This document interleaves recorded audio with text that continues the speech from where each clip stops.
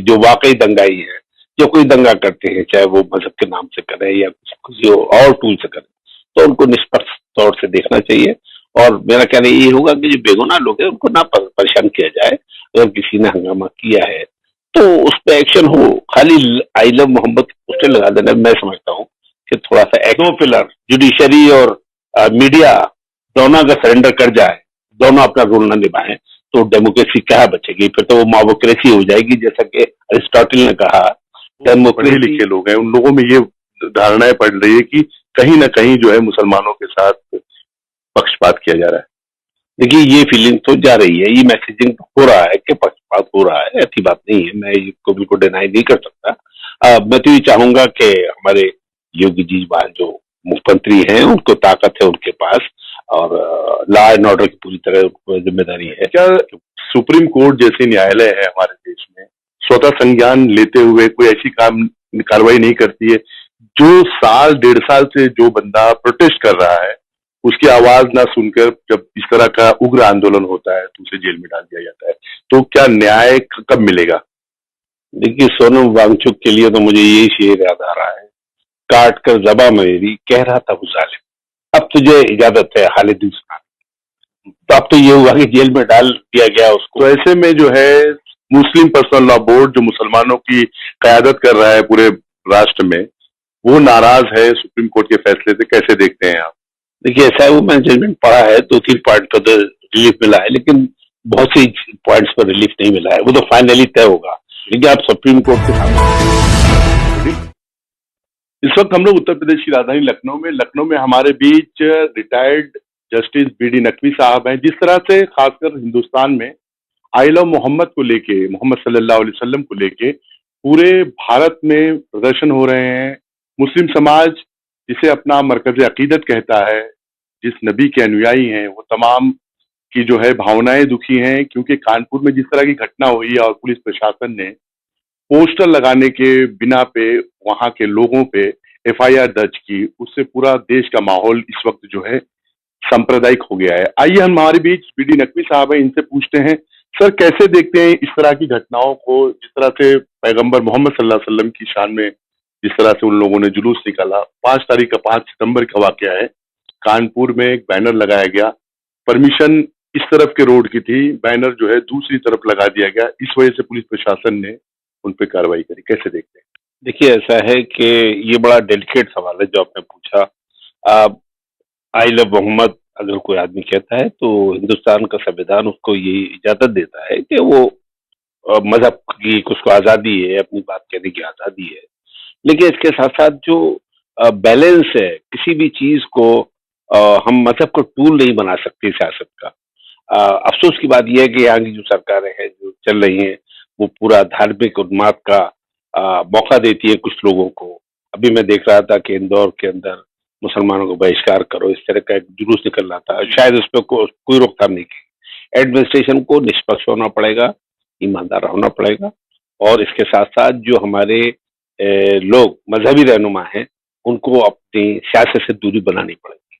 उनका काम जो है उसको समझिए, सियासत करना उनका काम नहीं है। मजहब और स्टेट दोनों अलग चीजें हैं। हिंदुस्तान का एक कॉन्स्टिट्यूशन है, वो एक लिमिटेड आजादी देता है आपको, फ्रीडम ऑफ स्पीच देता है, और फ्रीडम ऑफ असेंबली भी देता है, और बहुत ही फ्रीडम देता है, लेकिन उसके ऊपर कुछ चेक्स हैं। उन चेक्स को भी समझना होगा कि हम कोई भी असेंबली करें तो उससे लॉ एंड ऑर्डर प्रॉब्लम पैदा ना हो। ये तो स्टेट की बात है, और स्टेट को ऑनेस्ट होना पड़ेगा, उसको नॉन डिस्क्रिमिनेटरी एटीट्यूड अपनाना पड़ेगा कि जो वाकई दंगाई है, जो कोई दंगा करते हैं, चाहे वो मजहब के नाम से करें या किसी और टूल से करें, तो उनको निष्पक्ष तौर से देखना चाहिए। और मेरा कहना ये होगा कि जो बेगुनाह लोग हैं उनको ना परेशान किया जाए। अगर किसी ने हंगामा किया है तो उस पर एक्शन हो। खाली आई लव मोहम्मद पोस्टर लगा देना, मैं समझता हूँ कि थोड़ा सा एक्सेस है, ये थोड़ा सा जाती है। लेकिन इसके साथ साथ मैंने जैसा कहा कि लोगों को समझना चाहिए, ये देश संविधान से चलता है, और तरीके सियासी जो है वो आप मजहब के ना बनाए, वो आप बेरोजगारी इशू पे आइए, आप किसानों के इशू पे आइए, आप कमजोर पे जो जुल्म हो रहा है उसमें निकल के आइए, मानवता की बात करिए, तब जो है वो लड़ाई सियासी होगी। मुझे लगता है कि ये सब पीछे से कॉन्स्पिरेसी कराई जाती है पॉलिटिकल बेनिफिट लेने के लिए। मैं तो मेरा तो यही ख्याल है। जनाब, जिस तरह से चंद सालों में जब से बाबरी मस्जिद का फैसला आया है, उसके बाद से खासकर जो है बहु बहुल समाज के लोगों का बहुत मनोबल बढ़ा हुआ है। ऐसा मुस्लिम समाज के लोगों का कहना है कि अगर हमारी मस्जिद का हाथ नहीं, उसके बाद लगातार मस्जिदों का जिस तरह से शहीद किया जा रहा है, तोड़ा जा रहा है, चाहे उत्तराखंड हो, चाहे उत्तर प्रदेश हो, बहुत सी ऐसी मस्जिदें हैं जो किसी न किसी आधार पे तोड़ दी गई। तो क्या लगता है आपको कि एक फैसले की वजह से लोगों का मनोबल बढ़ा है? ऐसा मुस्लिम समाज के लोगों में भाव है। देखिए, ऐसा ही आप जो बात करें ना, बहुजन समाज या मुस्लिम समाज, इनको अलग-अलग मत करिए। बहुजन समाज ये जो हमारा मेजॉरिटी लोग हैं, उनके अंदर भी अलग-अलग कास्ट है, अलग-अलग थिंकिंग है, अलग-अलग विचारधारा है। हाँ, कुछ लोग हैं, कुछ लोग नफ़रत को स्पॉन्सर करते हैं, उसको बढ़ाते हैं ताकि उसको पहले पॉलिटिकल बेनिफिट हो। और आपने देखा इस मुल्क के अंदर मस्जिदें जगह-जगह ढाई गई, गिरजे ढाए गए, तो उसका रिएक्शन क्या हुआ? उसका रिएक्शन ये हुआ कि आज हमारे जो हिंदुस्तानी भाई हैं, जो हमारे सिटीज़न हैं, जो बाहर नौकरी कर रहे हैं, अमेरिका में मारपीट की जा रही है, उनको भगाया जा रहा है, कनाडा में जो है हो रहा है, ऑस्ट्रेलिया में हो रहा है, आयरलैंड में हो रहा है, कितने कंट्रीज में हो रहा है, ये कभी होता था? ये सब उसी का रिएक्शन है। आप यहाँ कुछ गलत करेंगे तो सफरिंग्स वहाँ के लोगों को भुगतना होगा, नौकरी से निकाला जाएगा, अच्छा लगेगा। अगर मान लिया अरब कंट्रीज में रिएक्शन होने लगे तो हमारी तो नुकसान होगा, हमारे देश का नुकसान होगा, हमारे नागरिक वहां से निकल अगर आ गए तो जो पैसा कमा रहे हैं उससे कितना बड़ा नुकसान होगा देश की इकोनॉमी को। केरला की स्टेट का 2/3 इनकम वहाँ फॉरेनर्स के रेमिटेंसेस से है। आप ये समझ ये तो लीजिए। आप जो है अंतर्राष्ट्रीय जो स्तर पे नुकसान होगा भारत में वो बात करें। लेकिन भारत में ही कुछ ऐसे भी लोग हैं जो कहते हैं महंगाई अपने चरम पे हो, फिर भी मुसलमान तो टाइट हो रहा है। देखिए, ये बिल्कुल आप सही कह रहे हैं। ये एक पर्टिकुलर एक खास पार्टी का एक थॉट है। वो सोचते हैं कि मुसलमानों टारगेट करके हम अपने कुछ वोट बढ़ा लेंगे। लेकिन मैं ये समझता हूँ कि लोग रियलाइज़ कर रहे हैं, यहाँ के क्या आप समझते हैं कि बोध गया का मूवमेंट कम है? जो वही कह रहे हैं हमारी बोध गया खाली करो। आप देख रहे हैं कि लड़ाई क्या हो रही है? अगर जो शुल्का जो अम्बेडकराइट हैं, उनकी भी एक करंट है कि नहीं हमें ताकत में आना है, हमें ऐसे मनुवादियों को ठिकाने लगाना है। आप इसको क्या कहेंगे? या बहुत सी करंट है ऐसी। भाई मराठा नॉन मराठा महाराष्ट्र में इशू है, नॉर्थ ईस्ट में देखिए कुकीज और जो हुआ मणिपुर में 2 महीने जल, इसको क्या कहेंगे आप? यहाँ कहाँ है? यहाँ यहाँ जो है अलग इश्यूज है। तो कहीं इशू धार्मिक है, कहीं इकोनॉमिक है। अच्छी बात यह है कि हमारी जो लॉ इन्फोर्सिंग एजेंसी उनको अच्छी तरह एक्शन लेना है और ऐसा एक्शन लेना है कि जिससे ये लगे कि भाई साहब अ, काम सही हो रहा है। अब बाबरी मस्जिद के मैटर में तो ऑनरेबल जस्टिस चंद्रचूड़ जो आज बोल रहे हैं, मैं समझता हूँ वही उन्होंने कंटेम्प्ट कर दिया जो कुछ उन्होंने कहा अपने जजमेंट के खिलाफ। आप इसको क्या कहेंगे? जिस देश के अंदर डेमोक्रेसी में अंदर 2 पिलर जुडिशरी और मीडिया दोनों अगर सरेंडर कर जाए, दोनों अपना रोल ना निभाएं, तो डेमोक्रेसी कहाँ बचेगी? फिर तो वो मॉबोक्रेसी हो जाएगी, जैसा कि अरिस्टोटल ने कहा, डेमोक्रेसी इज इन फैक्ट अ मॉबोक्रेसी। तो मुझे लगता है अरिस्टोटल की बात 2000 साल पहले कही गई और वो आज सही साबित हो रही है। तो इश्यूज डिफरेंट हैं आज। सर, जिस प्रदेश में अभी हम हैं, उत्तर प्रदेश की बात कर रहा हूँ, उत्तर प्रदेश के जो मुखिया हैं, योगी आदित्यनाथ जी, वो कहते हैं कि आपको अपनी मोहब्बत जाहिर करनी है, तो आप अपने घरों में आस्था अपनी रखिए। आप अपना प्यार जो है बाहर ना छलकाइए, अपने बच्चों को ना लाइए, उनको मदरसे स्कूल भेजिए, पढ़ाइए और अगर इस तरह की आप गतिविधि करेंगे तो हम इस तरह की कार्रवाई करेंगे। दूसरी तरफ फतेहपुर में मकबरे पे चढ़ के पुलिस के सामने जो है मज़ार तोड़ी जाती है, उस पे जो है कोई जो है शिकायत दर्ज नहीं होती है। कानपुर में इस तरह का होता है। तो मुस्लिम समाज और जो लोग पढ़े-लिखे लोग हैं, उन लोगों में ये धारणाएँ पड़ रही है कि कहीं न कहीं जो है मुसलमानों के साथ पक्षपात किया जा रहा है। देखिए, ये फीलिंग तो जा रही है, ये मैसेजिंग हो रहा है कि पक्षपात हो रहा है, ऐसी बात नहीं है, मैं इसको बिल्कुल डिनाई नहीं कर सकता। मैं तो ये चाहूँगा कि हमारे योगी जी वहाँ जो मुख्यमंत्री हैं, उनको ताकत है उनके पास और लॉ एंड ऑर्डर की पूरी तरह उनको ज़िम्मेदारी है कि वो स्टेट को सही रखें। अगर कोई मॉब लिंचिंग हो, जय श्री राम नारा लगाने के बाद किसी मुसलमान की, तो उस पे ही उतना बड़ा बड़ा एक्शन हो और उस उन लोगों के घर भी बुलडोज़र चले, तो लगेगा कि नहीं भाई योगी जी बहुत ऑनेस्ट है, बहुत ईमानदार है। मैं तो ऐसी उम्मीद करता हूँ कि लेकिन कहीं न कहीं चीज़ें वो नहीं होती जो हम सोचते हैं। लड़ाई देखिए लंबी है। इस मुल्क के अंदर डेमोक्रेसी नहीं थी। कुछ लोगों को ये तकलीफ होती है कि यार हिंदुस्तान में सब बराबर हो गए। अरे भाई हाई कास्ट लो कास्ट ये सब ये जो बेचारे जिन्हें इंसान नहीं समझा जाता था वो हमारे भाई दलित भाई बराबर हो गए। कॉन्स्टिट्यूशन ने ये क्या किया, इसीलिए बहुत से लोग तो कॉन्स्टिट्यूशन को मानने में भी बहुत वक्त लगाया, नहीं सब नहीं मानेंगे कि हम सब बराबर हो गए, सब बराबर। अरे आप ये बताइए कि आज इस स्टेट में एक बाबा पकड़ा गया जो बहुत बड़ा, जो रेप कर रहा था हमारी हिंदू बहनों के साथ, बच्चियों के साथ, वो जेल में चला गया। तो अब इसका मतलब ये कानून है इस मुल्क के अंदर कहीं ना कहीं। पहले तो अगर वो हिंदुस्तान के आजाद होने से पहले जो लोग रेप करते थे हमारी दलित बहनों का, बेटियों का, तो क्या कभी उन पर कोई मुकदमा चलता था? ये तो किसी शासन में भी हो, समाज में भी चलता था, चाहे मुगल हो या अंग्रेज हो, बहुत बहुत कम एक्शन होते। मुझे आप बताइए कि तारीख में मैंने तो कोई पढ़ा नहीं कि मैं तो ही पढ़ रहा था, जहांगीर ने अपनी किताब में लिखा है, लोगों को पढ़ना चाहिए कि राजा भावल, या क्या नाम था उनका, मैं सकता है कोई गलत बता दूं लेकिन फैक्ट है, तो भावल की डेथ हो गई तो उनकी 2 बीवियां थी, 5 अकेले थे, तो 7 को आग में फेंक दिया गया। जहांगीर बादशाह था उस मुल्क का। अब आप बताइए वो रोक नहीं रहा है, इसका मतलब उसका कोई दखल नहीं था तब। लिखा है उसमें साहब, बोली ऐसा समाज है।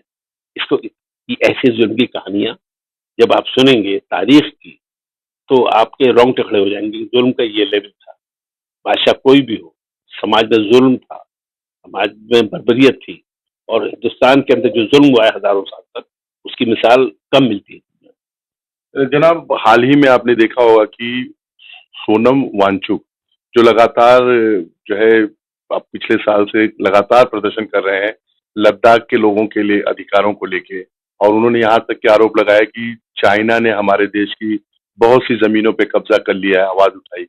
और आज जो है उनके प्रदर्शन के कारण लद्दाख में काफी जो है उग्र आंदोलन हुआ, उसके तहत उनको जेल में डाल दिया है। क्या सुप्रीम कोर्ट जैसे न्यायालय है हमारे देश में स्वतः संज्ञान लेते हुए कोई ऐसी कार्रवाई नहीं करती है?